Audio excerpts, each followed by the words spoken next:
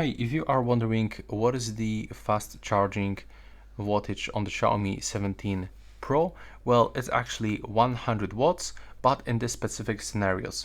So when you open the charging options and switch for the top speed and enable the smart charging, you can see that this feature actually makes charging faster at low battery level and keeps performance smooth at high battery.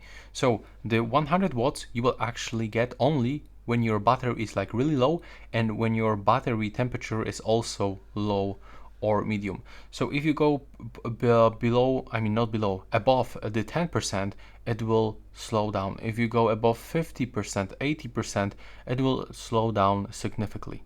So it's not like you will get 100 watts all the time from 0 to 100%. Nope, only from like 0% to 10% you can get it, but remember you will have to get your battery in the low temperature also. So it's not recommended to play some games or watch videos if you want to charge your phone as fast as possible.